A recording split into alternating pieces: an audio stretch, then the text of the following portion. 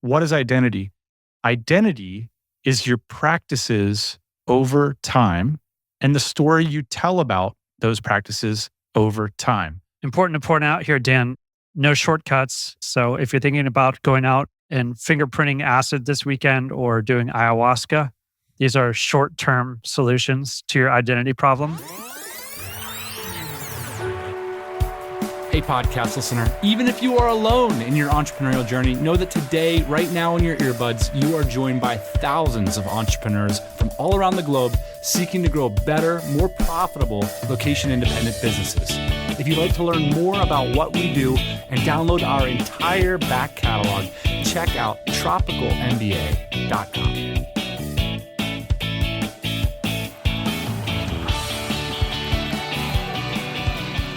Happy Thursday morning, everybody. We've got a good one for you today. Welcome to the podcast. Ian, straight from España.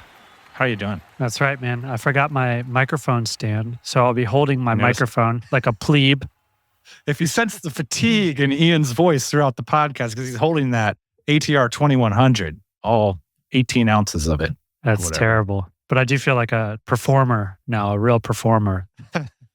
I was going to tie some kind of sachet on it, like I was from Aerosmith, perhaps. But here I am, man. Steven Tyler, underrated. Check out his tribute to Paul McCartney at the Kennedy Center Award. So incredible. How's Barcelona, man? Incredible. Constant character on the show. What's new over there? I'll tell you what's new. Internet speeds are good. Much more reliable than I remember them being. So I'm enjoying that.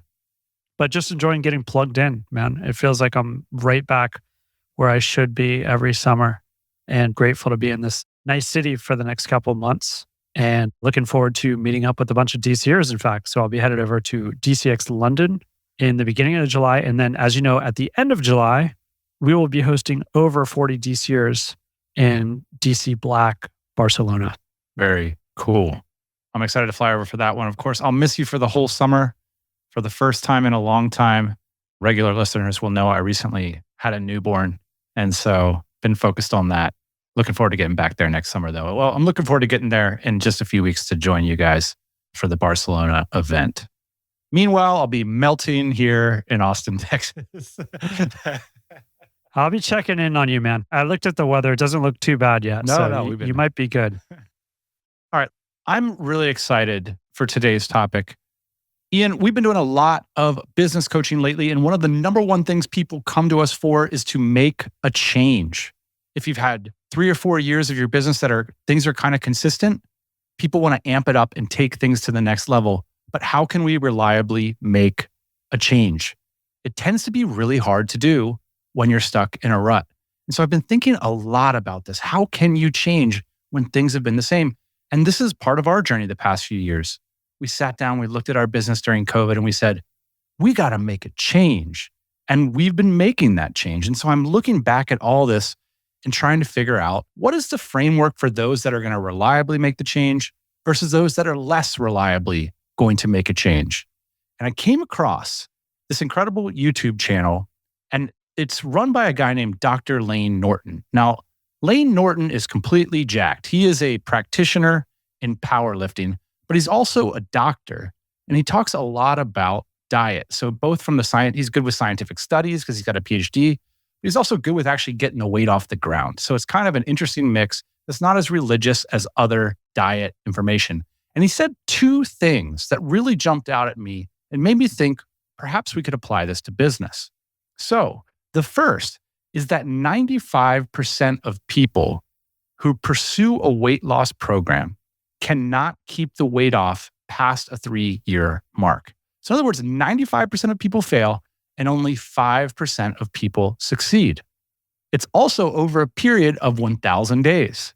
A lot of listeners will know we're a big fan of that time period as about what it takes to make a big entrepreneurial change. You have to be able to sustain the new lifestyle, so to speak, over a 3-year period. But the odds don't look great, at least in dieting.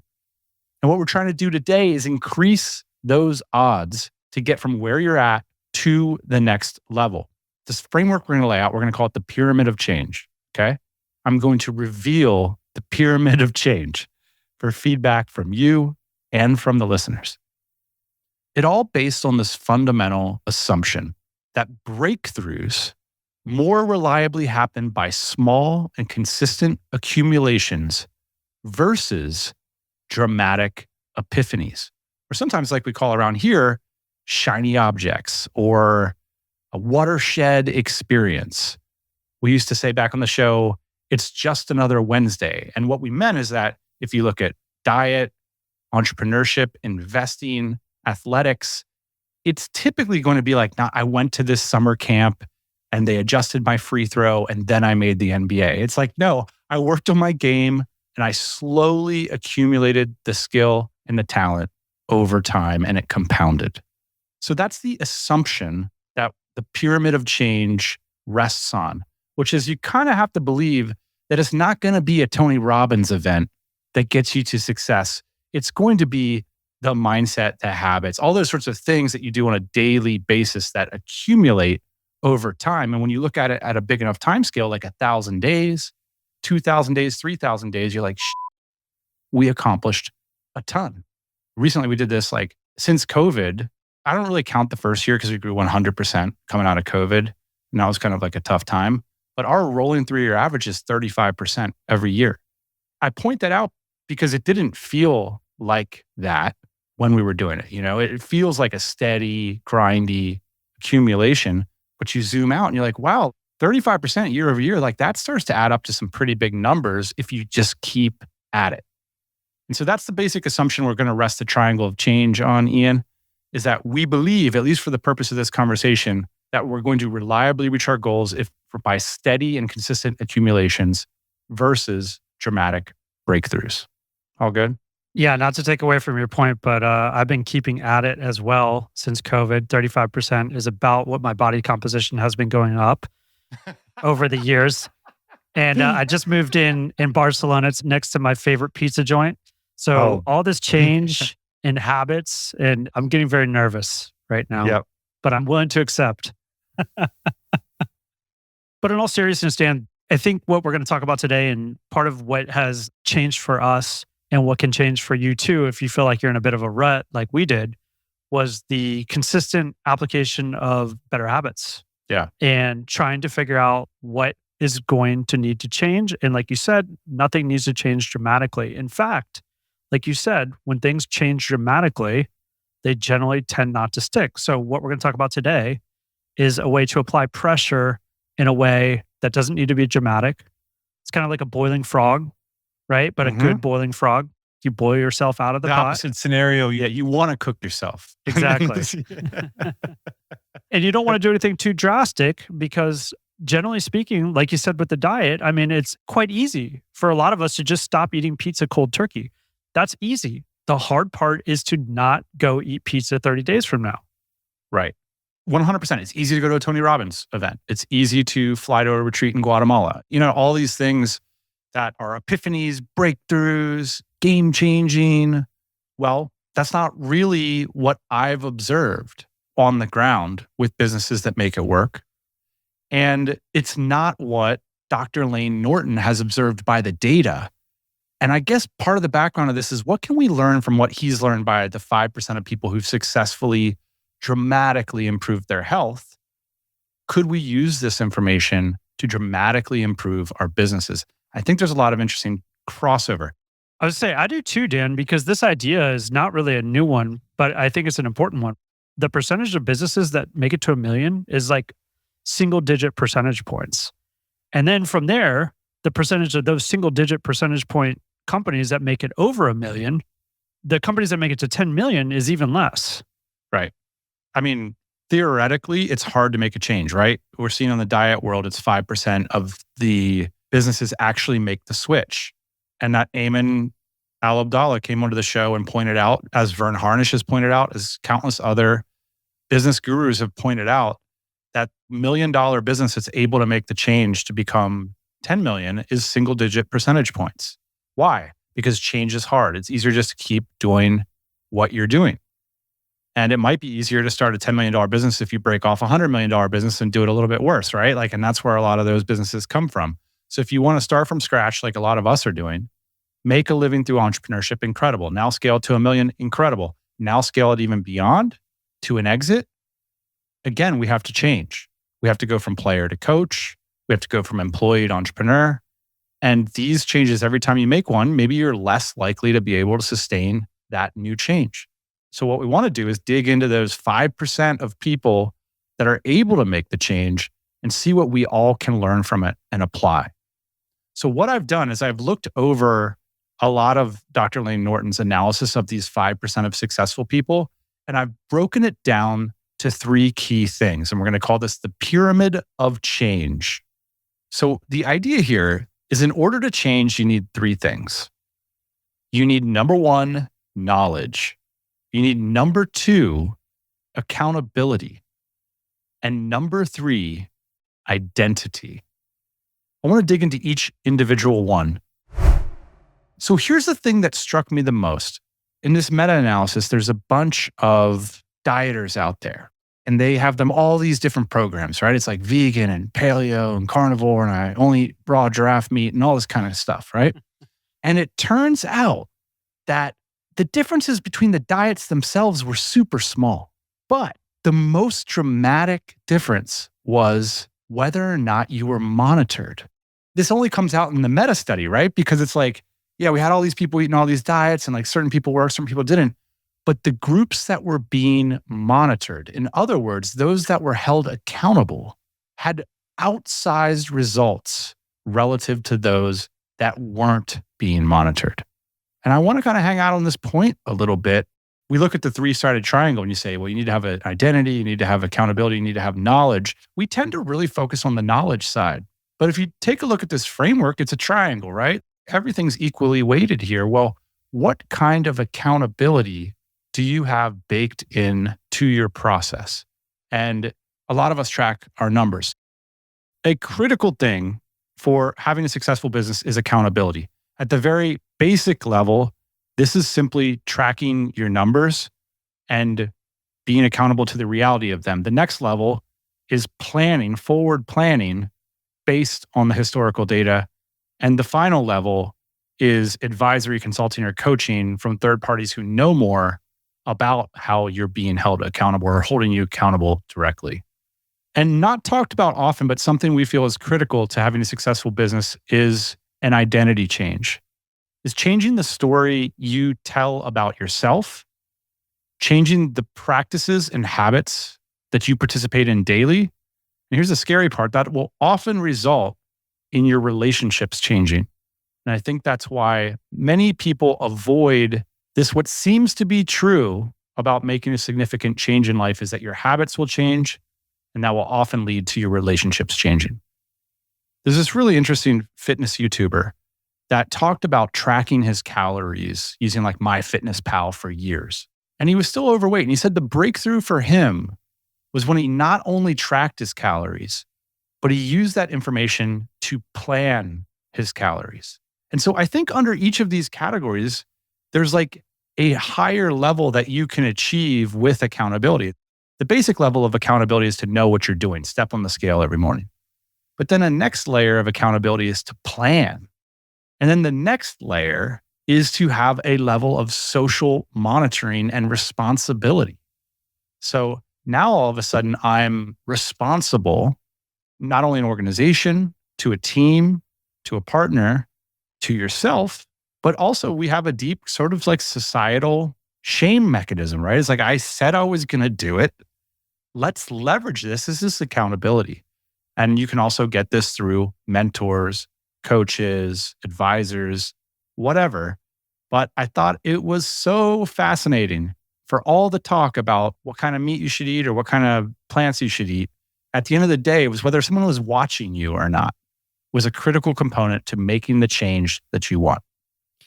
For as hard as we can be on ourselves, and I think a lot of people are, when it comes down to the accountability part, you can be hard on yourself, but also you don't have to necessarily change your habits. You don't have to be that hard on yourself. So you could say like, I'll just slip this in there. I think I won't necessarily believe those numbers today. Maybe I'll look at them tomorrow in my business. Because this is really the important thing over here. Mm-hmm. This other thing, yeah, well, I know that's important, but we'll deal with that later. So yeah, this accountability part is good. And when I'm seeing people, especially like solopreneurs, I think they use platforms like Twitter a lot of times for this accountability portion. It's kind of cool to watch. In a lot of ways, it looks like bragging, and other forms is narcissism. But in some ways, for the ones that are successful, I think they're building in public and they're getting feedback from people that are watching them. And they're essentially being held accountable for their companies and their actions. And that's really cool. That's another way to do it. So if you don't have a community, if you don't have a coach or something like that, that's another way that I would see people being successful with this accountability portion. Let me just say what I think the most effective form of accountability in a business is. You track your key numbers. You make then 90-day falsifiable plans based on your historical data. And then you ask yourself if you've achieved them or not. And then extra credit is having a third party audit it. So whether that third party is your CFO, your business coach, your advisor, a mastermind group, like you said, that is accountability. It's like in the diet world, it's like, how much do I weigh? What did I eat? Okay, then what am I going to eat to achieve my goal? And then did it work? And is there someone that understands this better than me overseeing the process? That is basically a simple framework to have accountability. And again, the reason we're doing this, 5 out of 95 succeeded. But in terms of the initial results, it was the fundamental monitoring that had a bigger impact over the knowledge of the specific food item. And something else to note here, Dan, I don't know if this came up for you, but the importance of the exercise, not physical exercise, but the importance of losing weight or growing your business. So in these situations, if this isn't the number one priority, then you can start to prioritize other things. So you can say like, oh, I didn't grow my business this year because I really wanted to go on those 3 vacations, or it's really important to me that I got this house project done. This is something that very few people achieve, percentage-wise, like single digits. So if you want to make this a priority in your business and in your life, you're going against the grain here. You're doing something that's very difficult. So I think it has to be your number one priority in order to make this work. When we decided to make a change, the first thing we reached for was accountability. That was the first thing we started reaching for. So that's the first side of the change triangle, is accountability. Second part is knowledge. And this is typically where we spend a lot of time. The interesting thing about knowledge is it's often pretty cheap to produce, and it's often maybe overly complicated for what we actually need to do. So if you think about the making a diet change as a knowledge problem, well, then how many books, how many seminars, how many courses, how many YouTube videos are you going to need to go through in order to catalyze a change? Well, I think a lot of people can agree it doesn't seem to be sufficient, yet the fundamental knowledge of making a dietary change seems to be very simple, which is less input than output. And those conclusions are similar in entrepreneurship. So then why the endless deep dives into more and more complicated Baroque knowledge? Well, because a lot of people enjoy it. It's easier than the other parts of the change triangle would be what I suspect. It is easier to read the next book rather than be held accountable for most people. But again, we're not trying to be most people. We're trying to be the 5%. And the 5% use all 3 points on the triangle. Or at least that's the observation. You also have to ask yourself about the knowledge component. Number one, how much of it applies to you? And then where is it coming from too? Like if you're going out and you're like talking to other entrepreneurs that are 5 years ahead of you, and that's where you're trying to fill your knowledge gap, that can be extremely powerful. If you're downloading pieces of software, if you're reading too many books, if you're looking for the next tweet, maybe I can get like a little nugget in here, probably not so valuable. So the importance of knowledge does exist, but the quality of that knowledge also exists. Yeah. Thinking about knowledge as just one part of the 3-part process of change, it made me think like keeping it simple, because there's knowledge for fun, there's knowledge for intrigue, and then there's knowledge for change. And part of the system is you have to identify what knowledge you're going to operate on, and then make yourself accountable. And then that knowledge improves and grows vis-a-vis the practice of being held accountable. And now the knowledge gets more ingrained in you because you're acting on it. You get nuance added to the knowledge, wisdom. It's almost like applied knowledge with feedback that you've experienced that becomes wisdom, like a brighter version of knowledge. And so again, like applying this to the systemic thing that essentially knowledge of how to lose weight does not seem to be sufficient to lose weight. And it seems to be the same of growing a business. I think we've met people that know how to grow businesses that haven't done it. And so all the time. This is sort of what we're pointing to, which is it needs to exist in this system of change. Dan, if you want to be an investor these days, all the knowledge exists out there to do that. All of it. Why do very few people do it? Because it's hard work. You have to build on your knowledge every day. You have to be accountable. You have to seek out new sources of truth when it doesn't work out for you. These are all things that happen in the business too. Okay, so if we're delivering the 3 points in order of difficulty, we'd probably start with knowledge. Sometimes like specific knowledge is hard to get, but you can call people, you can fly places, you can read books, you can typically figure out the knowledge. The next hardest point is that accountability. Again, all these people in the diet program knew what they should be eating, but it was the ones who were monitoring and held accountable to that actually saw the results. Okay, bam, easy. We can implement this now. This is why I assume Jenny Craig had the locations in the strip malls in the 90s. You'd have to park your car, go in there, come up with the plan, come back next week, check in, get on the scale. It was part of the accountability program. That's right. And I want to point out this really interesting thing. Yes, tracking is a form of accountability, but it gets more powerful when you use the tracking to make plans. And it gets even more powerful. You crank up the heat when you're monitoring those plans, especially with someone who has more knowledge than you. So that's a system you can create to make accountability more palatable because of its potential power. A lot of people don't like accountability because they want a freedom from that sort of thing. But unfortunately, it seems like accountability is a critical part of this model of change. So there you go. Here's the next piece, and perhaps the hardest. Why can only 5% of people take the weight off? They were knowledgeable and they were accountable. Now what? Identity. Identity is the hypothesis. What is identity? It's a cohesive story that you tell about yourself.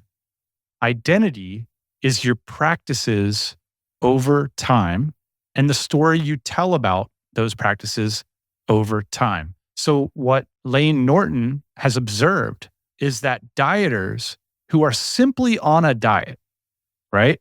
I know the diet and I was accountable. I went to the strip mall every weekend. I stood on the thing and I met my goals. It actually wasn't sufficient to become one of the 5%. To become one of the 5%, those people started to think of themselves differently. And this is where I was, God, we got to do a podcast on this. Because this is fascinating. When you have a different self-narrative and when you have different regular practices and behaviors, a lot of things change in your life. Aside from the independent variable of your weight or your bank account or your investment holdings, now all of a sudden your relationships are going to start changing.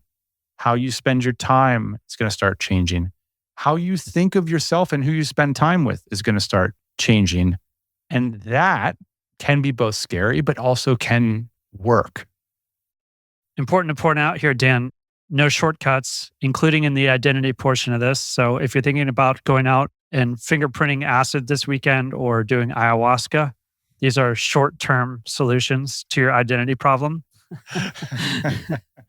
The identity changes over time with the compounding forces of the accountability and the knowledge. You start to see yourself as a different person. You don't just automatically start hanging out with different people. Your narrative changes. Your business is changing. Now I'm doing 1 million. Now I'm doing 2 million. Now I'm doing 3 million. Doesn't mean that you're completely disassociating with the people that you associated with when you were doing 1 million. It's that you have different problems. Your identity has taken on a new form. The things that you need to accomplish are different. Sometimes you need to be a little bit of a different person. Hey, back in the day, I was like pretty relaxed about my business. I only worked on it 4 hours a week. Now I work on it 10 hours a day. Well, what does that mean? You have a family. You're in your 40s. Yeah, My identity's changed now. This is who I want to be for the next 5 or 10 years to accomplish my goals. There's going to be repercussions to that. Yeah. We talked about this in the way early days. You had to live a different life to live a different life, basically. Yeah. And the identity portion, I'm sure of it because I'm there now, gets harder as you get older. People start to recognize you as something that you are. They don't want you to change. You don't want to change too, especially because you probably afforded yourself some nice things, right? Yeah. There's like the crabs in the bucket thing, like at the low end. And there's just relationships you want to sustain. But those relationships could be baked around practices that are time intensive and lock you in to a different version of yourself than maybe the one you're changing into.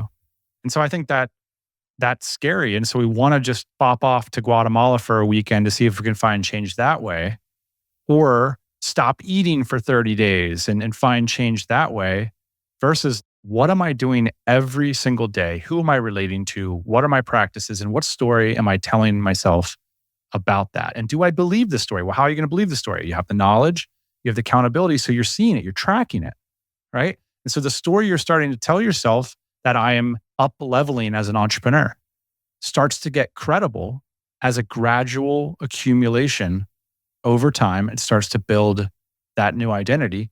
If you try to short circuit the thing, change fast, just change your identity overnight, all of a sudden you're hanging out with new people. It might be hard to relate to those new people. You might not have the background to hang. I don't know. It's interesting that it just sort of works as this system, which like you're not going to change your narrative about yourself and all of your practices because you have commitments right now. But this is what it all leads to, is essentially like a new you over time. The person who thought of themselves as a good employee now thinks of themselves as a good entrepreneur. And the person who understands how to make money using SEO in the business now starts to think of themselves as a leader. A lot of us don't think of ourselves as leaders. We think of ourselves as people who can tap the internet for some money. Well, that works until a certain point in your business. Well, now all of a sudden people are looking to you for not only how to pay the mortgage, but are also looking to you for how to behave on a daily basis. And that might not be an identity that we've accepted yet, or been accountable for, or have knowledge about. So again, we need to employ the triangle and make the change. And that is the change that so few make. And it could be the source of being stuck in a rut versus accepting the insight that we've seen from how it plays out for entrepreneurs. Is interesting how it played out for the dieters, Ian. If what you know about is like the keto diet and you held accountable to that by tracking your weight every day, but your identity is still as a person who plays poker 6 days a week and eats the Chinese takeout from the restaurant next door, then you might be able to like white knuckle that change for a couple months or half a year.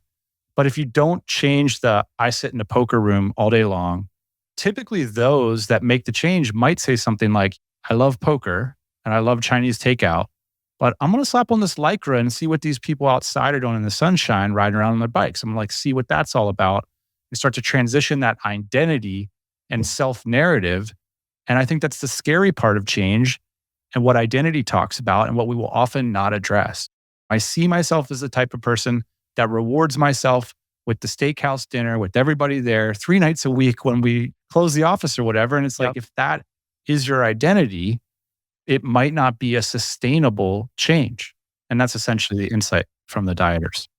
Yeah, in terms of this identity piece of it, Dan, and tying it back to the diet, there's very few people that don't want to be more in shape and healthier, right? What you're saying here basically is the diet is usually a factor of their social obligations, like the poker, the football games, the steak dinners, things like that. So those are the things they don't actually want to give up. Of course, they want to be like fit and skinny and do all those things, but the problem is you can't do all those things. So then it gets back to what the number one priority is.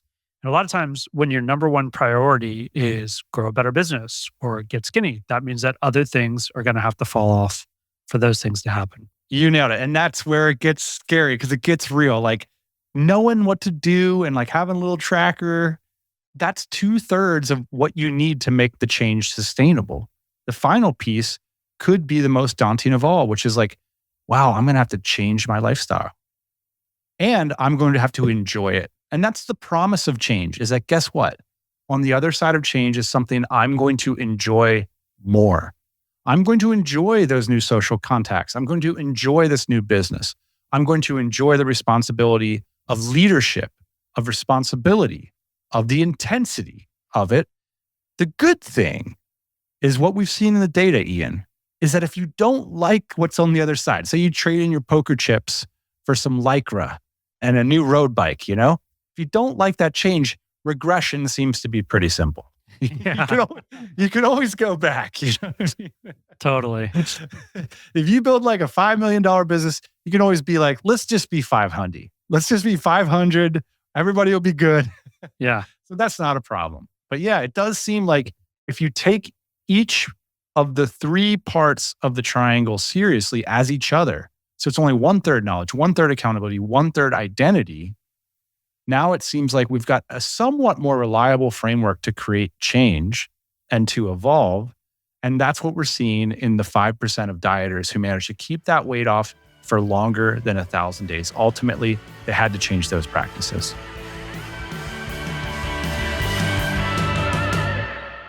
Cool. That's it. This is a great YouTube channel. I want to give one more shout out to Dr. Lane Norton. He also did an interview recently on Chris Williamson's podcast, if you're curious about him. I just thought, Ian, he came across as an interesting person in terms of like what he's accomplished physically, and then also how he's just not really committed to any orthodoxy about diet that I can see. He's very much like open-minded and just trying to figure out the true answer. And when I heard about these dieters, the 5% that made it, I thought, wow, that feels true in business too. That there's more to it than just knowing the right things to do. Yeah. Cool. Good stuff, man. Well, I am going to get on my bike after this call, and I'm also going to eat pizza because I know that if I ride my bike really far, I can eat whatever I want. So I've done the calculus. Well, I'll hold you accountable to that. That's amazing. Thank you. I wish I could join you.